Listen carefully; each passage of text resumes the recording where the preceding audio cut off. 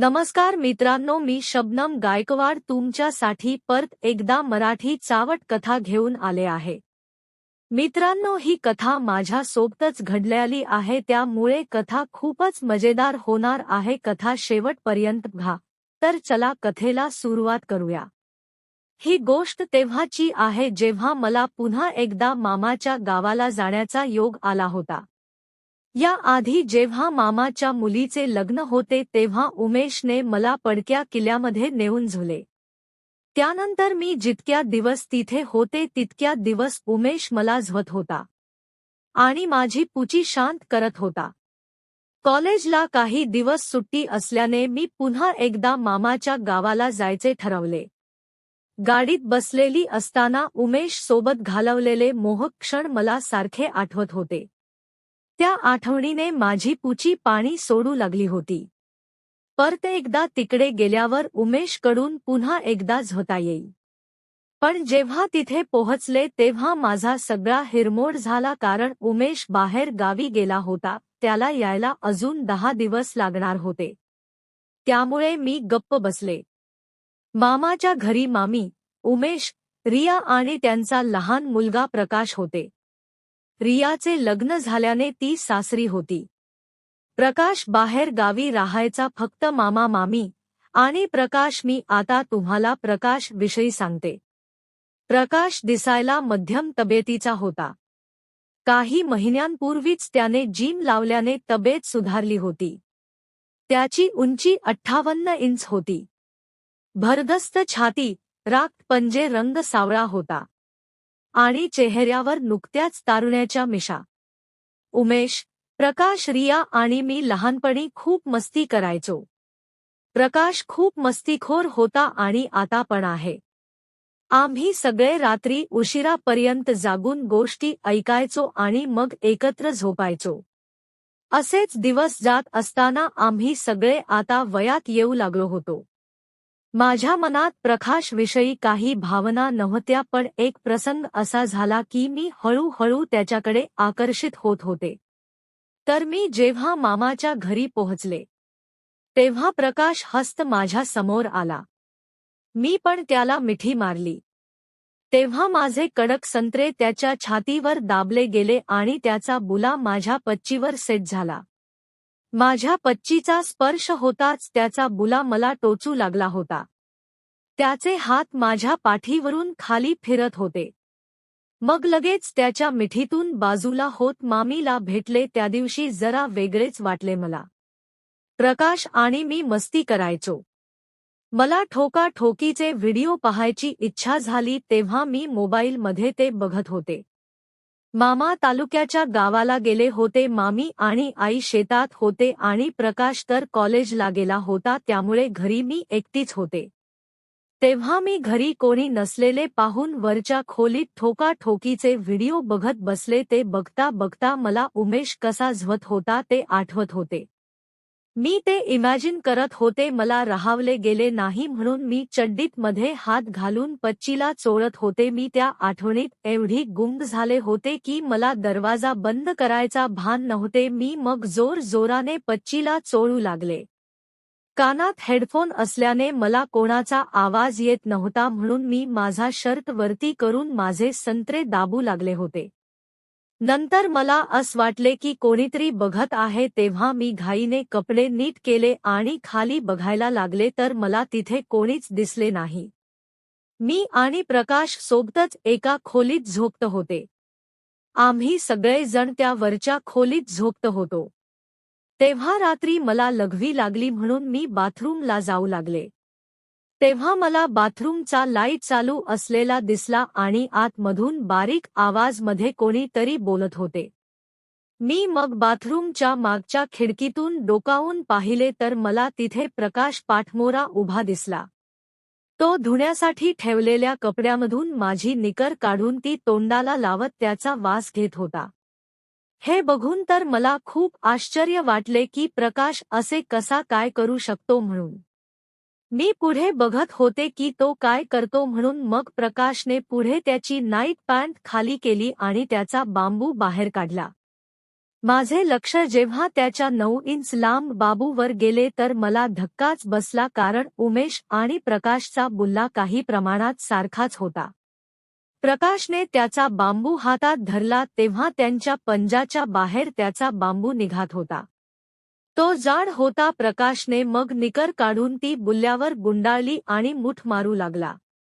प्रकाश आणि माझ्या वयामध्ये जास्त अंतर नव्हते. मग त्याने माझी ब्रा उचलत ती तोंडाला लावत अजून जोराने मूठ मारू लागला होता. तोंडाने तो म्हणत होता, शबनम चोख माझा बुला, तुला मी झुल्याशिवाय सोडणार नाही, असे काहीतरी बोलत होता. मूठ मारता वेळी तो हात मागे घेताच त्याची लाल बुंद सुपारी मला दिसत होती. प्रकाशचा बुला बघून माझी पुची पाणी सोडू लागली होती. मला पण आता त्याच्याकडून ठोकून घ्यायचे होते.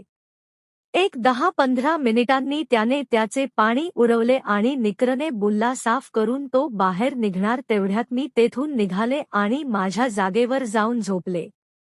थोड्याच वेळात प्रकाश पण तिथे आला आणि झोपून गेला. मला रात्री लवकर झोप लागली नाही. प्रकाशचा बुला सारखा माझ्या समोर येत होता. त्याचा परिणाम माझ्या पुच्चीवर होत होता. ती पाणी सोडू लागली होती. सकाळी मला उशिरा जाग आली. मग सगळे आवरून मी खाली किचनमध्ये गेली आणि मामीला स्वयंपाकमध्ये मदत करत होती.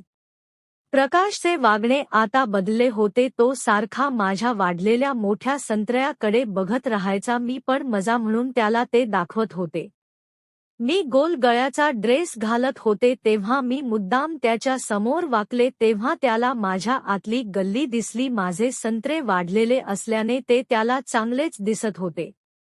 तो पण ते टक लावून पाहत होता. मी मग हसून बाजूला जात होते. तो आता खूप उतावळा झाला होता. त्याला कधी एकदा मला ठोकू असे झाले होते. मी पण त्याला प्रतिसाद देत होते. मामाच्या गावाकडे थंडी खूप असायची.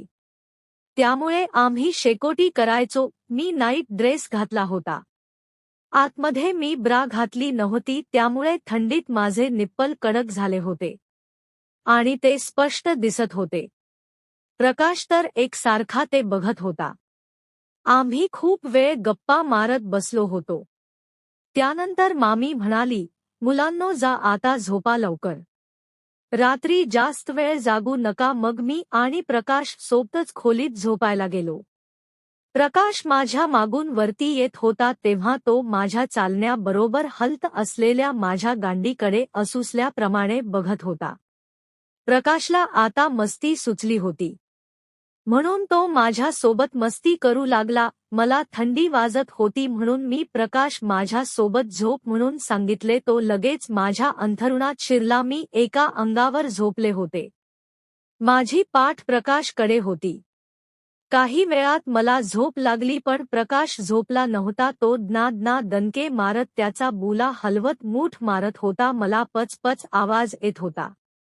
त्याने हळूच माझ्या ढुंगणाला बुला लावला. तो खूपच गरम होता. आता माझ्या लक्षात आले होते आता प्रकाश माझी गांड मारणार. मला मजा वाटत होती पण एका प्रकारची भीती पण वाटत होती.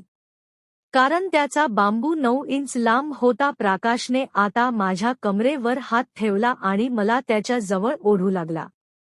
त्याचा बुला मला टोचत होता. माझ्या पुछीने तर केव्हाचे पाणी सोडले होते. प्रकाशने माझा गांबूग मागून वर करत ची खाली ओढली. गरम बांबू कचकन त्याने आत लोटला. मला खूपच त्रास झाला पण मी उशीत तोड लपवत होते.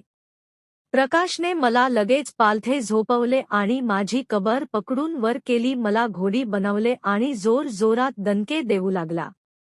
त्याला खूपच मजा येत होती. तो हुस करत होता. माझे गोलपाव पकडत तो दणके मारत होता पण त्याचा बुला आत नीट जात नव्हता. तो बाहेर सरकत होता. त्याची पहिलीच वेळ होती एखाद्या मुलीला ठोकायची. त्यामुळे कसे करतात त्याला नव्हते माहीत. त्याने लगेच मला घाली केले आणि माझे दोन्ही पाय त्याने खांद्यावर ठेवले. आता त्याला माझ्या चिमणीतला लाल दाना त्याला स्पष्ट दिसत होता. त्याने तो बघताच चाटायला सुरुवात केली. त्याची जीभ माझ्या खोल दरीत जात होती. मला तर खूपच मजा येत होती कारण पहिल्यांदाच कोणीतरी माझा दाना चाटत होता. मी त्याला कसलाच विरोध केला नाही, त्याला जसे करायचे आहे तसे करून दिले. त्याने मला 2 तास लगातार झोले आणि नंतर त्याचे गरम पाणी माझ्या पुछीत सोडले. त्याचे काम झाले होते. त्याने परत एकदा चिमणी चाटून साफ केली. तो चाटायला खूपच माहीर होता. चाटून अगदी चिकनी करून टाकली, पण तिला सूज आली होती, ती लाल झाली होती. पण प्रकाशच्या चाटण्याने मला त्रास कमी होत होता. प्रकाशने रात्री 4 वेळा मला झोपीत ठोकले. त्याला माहीत नव्हते की मी जागी आहे आणि मी पण त्याला नाही कळून दिले. सकाळी लवकर उठून बाथरूममध्ये जाऊन मी पाहिले तर माझा दान अजून लाल होता. तो सटसट करत होता, पण मला खूप मजा आली होती.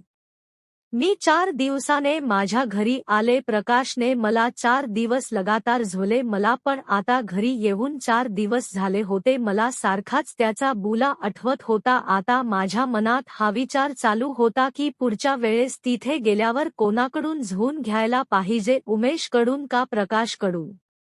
तर मित्रांनो, ही होती माझ्या सोबत घडलेली गोष्ट. तुम्हाला काय वाटते, मी कोणाकडून घ्यायला पाहिजे, ठोकून मला कमेंटमध्ये नक्कीच कळवा.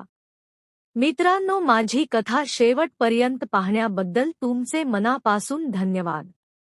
तर किती जणाने कथा शेवटपर्यंत पाहिली आहे मला सांगण्याकरिता कमेंटमध्ये मला प्रिय शब्द नक्कीच पाठवा. धन्यवाद.